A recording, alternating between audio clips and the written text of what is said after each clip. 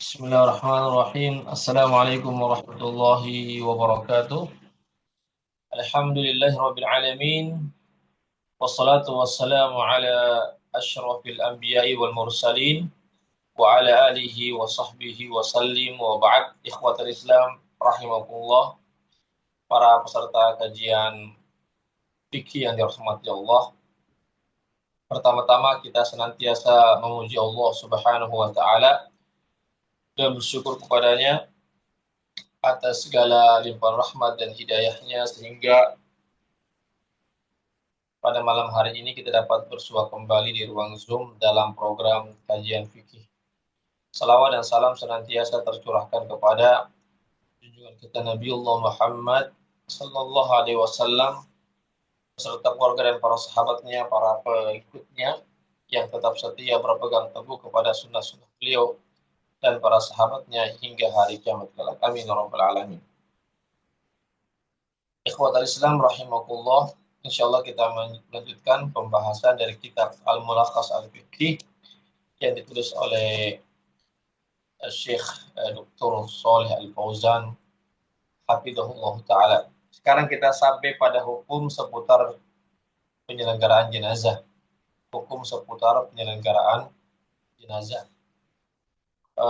Syekh Fauzan hafizahullah taala mengatakan sesungguhnya syariat kita yaitu syariat Islam ya adalah syariat yang sempurna dan universal yang mencakup ya kebaikan bagi seluruh manusia baik ketika manusia itu masih hidup ataupun sudah meninggal dunia. Dan diantaranya syariat Islam ini memberikan kemaslahatan bagi manusia adalah apa yang Allah syariatkan kepada umat manusia yang berupa hukum-hukum seputar penyelenggaraan jenazah. Ketika seseorang itu sakit, kemudian sakratul maut sampai dikuburkannya, sampai seseorang itu dikuburkan di pekuburan. Syariat Islam telah mengatur semuanya. Begitu juga sejak membesuk orang yang sakit, mentalkinkannya ketika menjelang sakratul mautnya, memandikannya, mengkafankannya, mensolatkannya, dan menguburkannya, dan hal-hal yang berkaitan dengannya seperti melunasi utangnya, menjalankan wasiatnya, membagikan harta-harta peninggalan si mayit, begitu juga tentang hak penjagaan terhadap anak-anak yatim. Ya. Jadi Islam ini mengatur semuanya ya, luar biasa. Bukan cuma diatur ketika hidup seseorang, tapi ketika meninggal dunia, Islam mengatur. Ada hukum yang mengatur tentang kematian. Ya. Ini ikhwatul Islam azakullah. Ibnu Qayyim Al-Jauziyah rahimahullah taala mengatakan bahwasanya petunjuk Nabi tentang masalah jenazah, penyelenggaraan jenazah adalah petunjuk yang paling sempurna. Ya.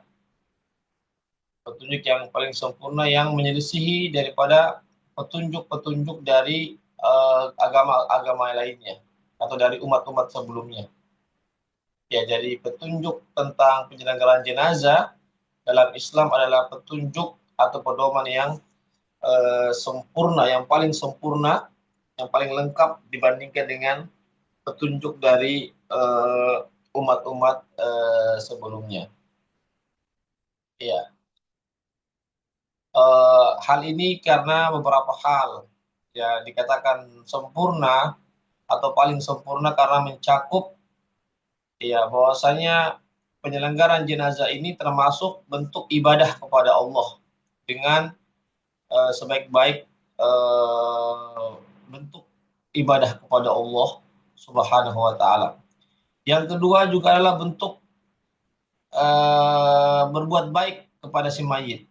Artinya Islam bukan hanya memerintahkan kita berbuat baik kepada orang yang hidup, kepada orang yang mati pun kita mesti berbuat baik.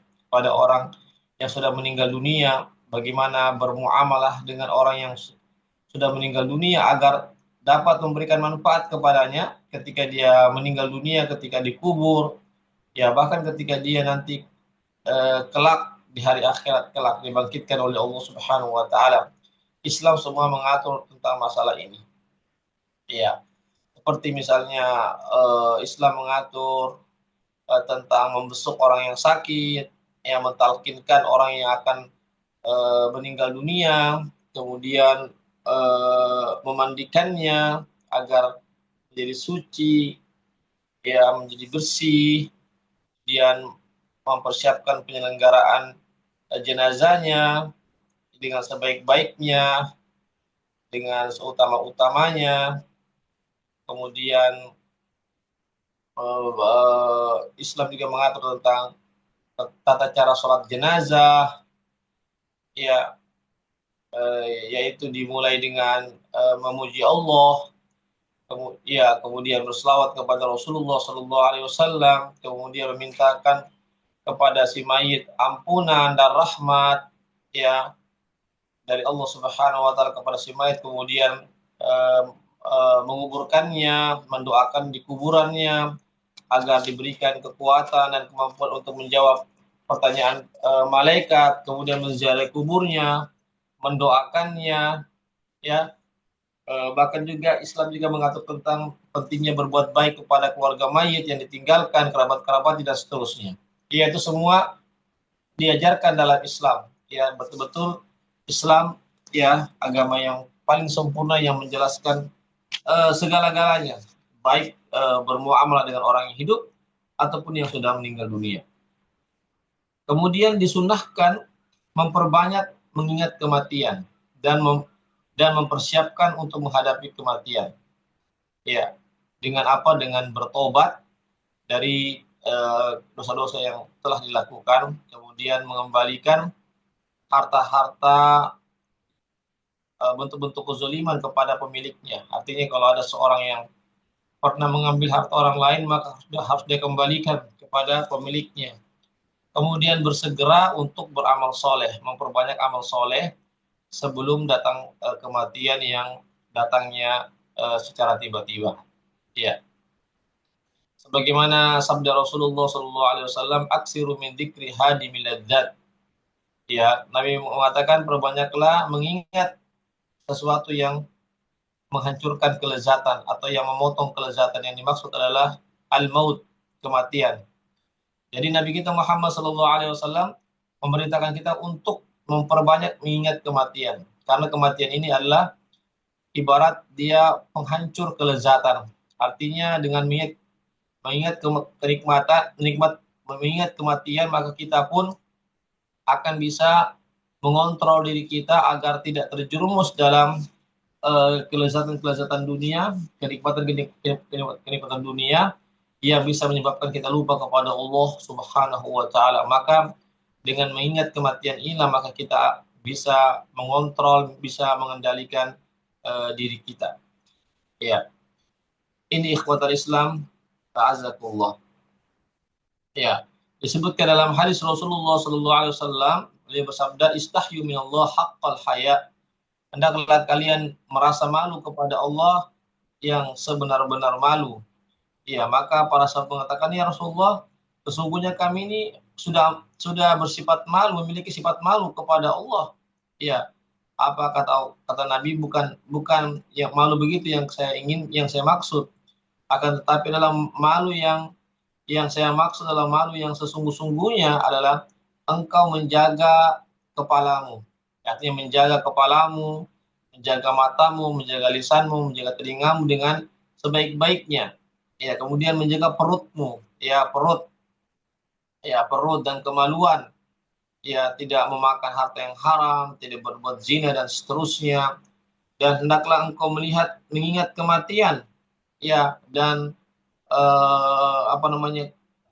kematian bahwasanya manusia itu akan meninggal dunia, dia akan tinggalkan ini dunia, ya.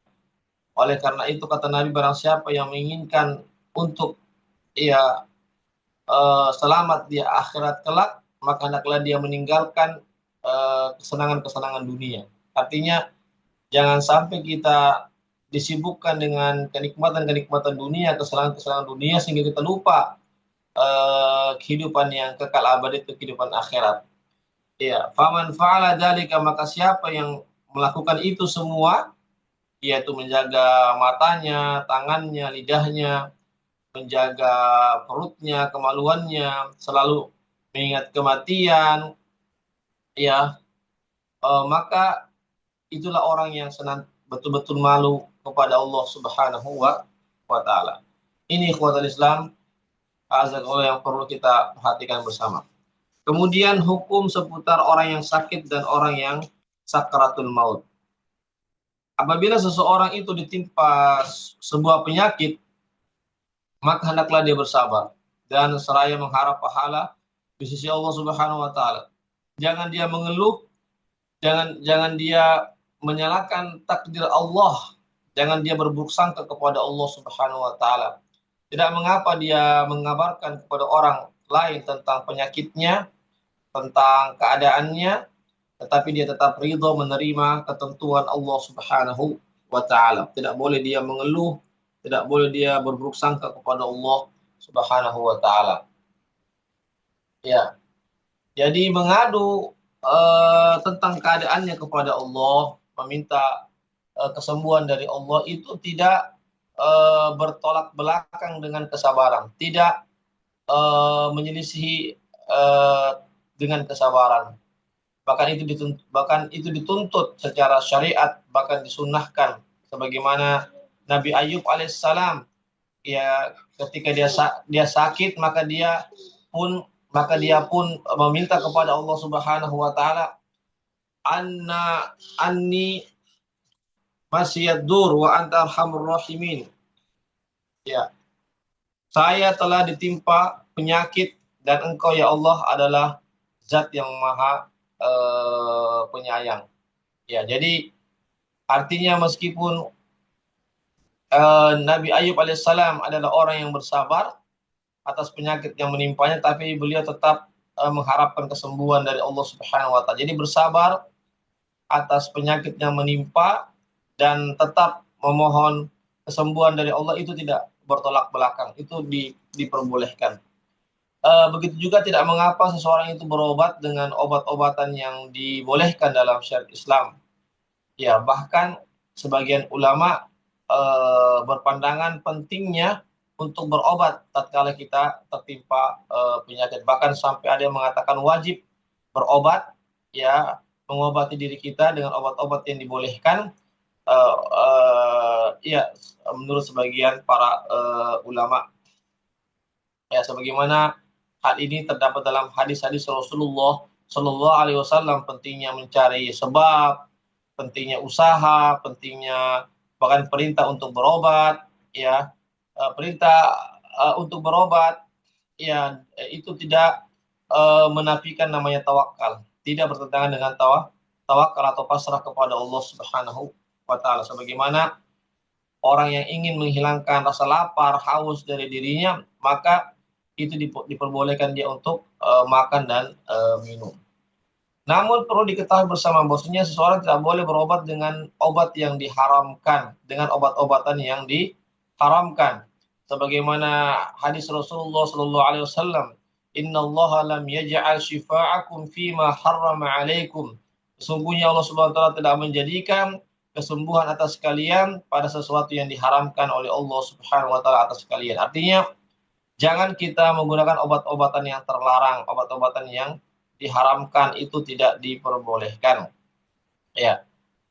Kemudian hadis Rasulullah SAW yang lainnya, beliau bersabda, "Innallaha anzala da' wad dawa." Sesungguhnya Allah Subhanahu wa taala menurunkan obat dan penawarnya, ya, menurunkan penyakit dan obatnya. Wa ja'ala likulli da'in dawa, dan Allah Subhanahu wa taala menjadikan setiap penyakit itu ada obatnya. Fatadawaw, maka hendaklah kalian berobat. Wala tadawaw biharam, namun janganlah kalian berobat dengan sesuatu yang diharamkan. Ya, jadi ada perintah dari Nabi untuk berobat. Ya, perintah Nabi, Nabi memerintahkan kita untuk berobat, tetapi jangan kita berobat dengan sesuatu yang diharamkan atau obat-obat yang terlarang atau yang diharamkan. Ya. Kemudian Nabi pernah bersabda tentang khamar, ya, tentang minuman keras. Beliau mengatakan innahu laysa bidawa, sesungguhnya minuman keras itu bukanlah obat, walakinnahu da, akan tapi dia adalah penyakit. Artinya jangan kita berobat dengan minuman keras, yaitu bukan obat tetapi itu adalah penyakit, karena minuman keras itu diharamkan dalam agama kita. Ya. Begitu juga diharamkan seorang berobat dengan sesuatu yang bertentangan dengan akidah Islam, ya, seperti menggantung jimat-jimat dengan lapas-lapas kesyirikan, atau dengan nama-nama yang tidak jelas, ya, atau menggantung dengan tali-tali, ya, yang tidak ada tuntunannya dalam agama Islam, baik diikat dipasang di leher ataupun di lengan atau yang semisalnya, ya, maka itu tidak diperbolehkan karena tidak ada tuntunan dari Allah dan Rasulnya. Ya, seperti memakai gelang-gelang dengan anggapan gelang itu dapat menyembuhkan penyakitnya, gelang itu bisa meringankan penyakitnya, atau dengan gelang itu seseorang bisa terhindar dari penyakit ain, dari orang-orang jahat, dari mara bahaya, dari bencana. Ya, ini semua adalah diharamkan. Karena apa? Karena menggantungkan hatinya bukan kepada Allah untuk mendapatkan manfaat atau ingin terhindar dari kemudaratan. Bahkan itu semua bagian daripada kesyirikan, atau dia merupakan sarana menuju pada kesyirikan. Ini ikhwatul Islam yang harus kita pahami bersama. Ya. Begitu juga dilarang kita berobat dengan paranormal, ya, atau orang-orang yang mengaku bisa, ya, mengobati dengan cara-cara meminta bantuan-bantuan dari jin, misalnya dari syaitan, maka itu tidak diperbolehkan. Ya, itu tidak diperbolehkan. Ya, jadi sekali lagi Allah Subhanahu wa taala, jadi akidah seorang muslim itu mesti harus dijaga. Itu lebih penting dari segala-galanya, bahkan lebih penting daripada kesehatan kita. Jangan hanya karena ingin mencari kesehatan, mendapatkan kesehatan, tapi kita telah akidah kita telah rusak, ya. Akidah kita telah menyimpang karena kita melakukan perbuatan-perbuatan yang bertentangan dengan akidah yang benar. Allah Subhanahu wa taala menjadikan kesembuhan itu pada hal-hal pada hal-hal yang dibolehkan, ya, yang bermanfaat bagi badan kita, bagi akal kita, ataupun bagi agama kita. Maka yang paling penting sekali sebagai sarana agar kita bisa sehat adalah dengan Al-Qur'an.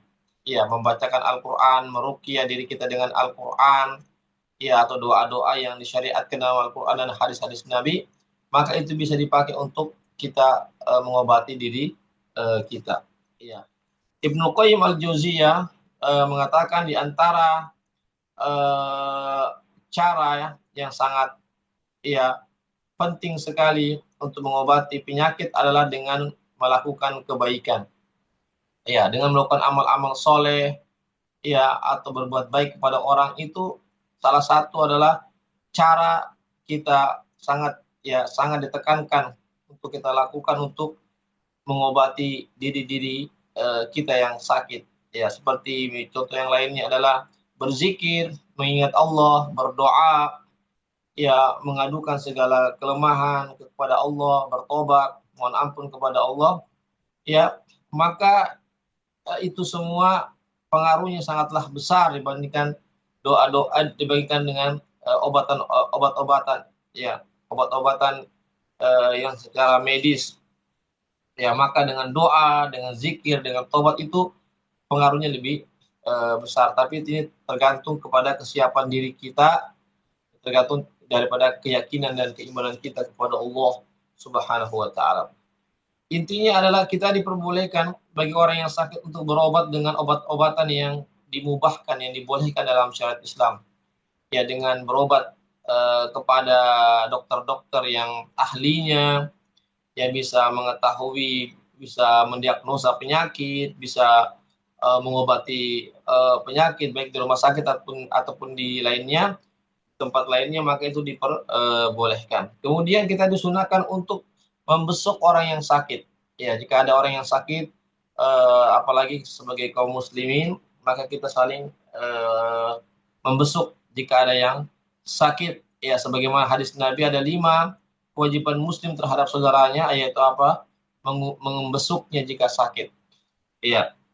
Kemudian juga ketika kita membesuk orang yang sakit, maka kita juga mesti atau sebaiknya kita menanyakan keadaannya, yang menanyakan keadaan orang yang sakit tersebut, sebagaimana Nabi ketika beliau membesuk orang yang sakit, maka beliau pun menanyakan keadaan orang yang sakit tersebut. Ya,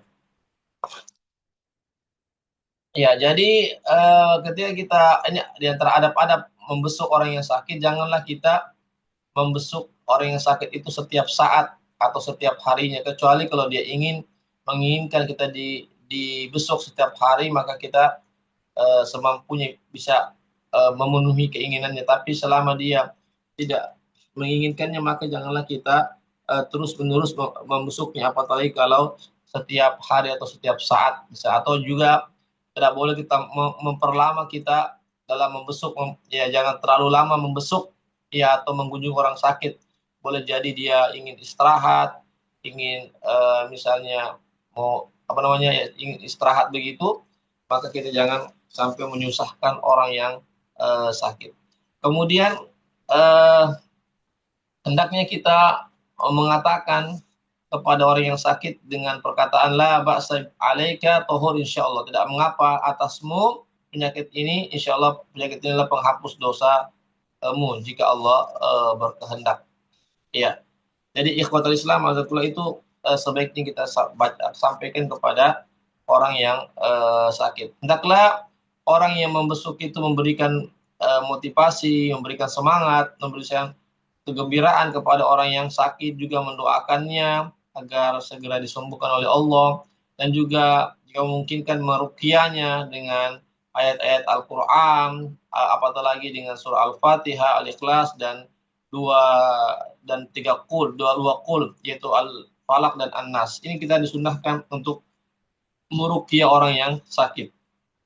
Kemudian orang yang sakit disunahkan untuk berwasiat jika dia memiliki harta dalam tempat-tempat kebaikan, dalam misalnya berwasiat hartanya, misalnya beberapa hartanya diwasiatkan untuk pembangunan masjid misalnya, untuk kegiatan dakwah dan sosial misalnya, dan seterusnya, itu disunnahkan.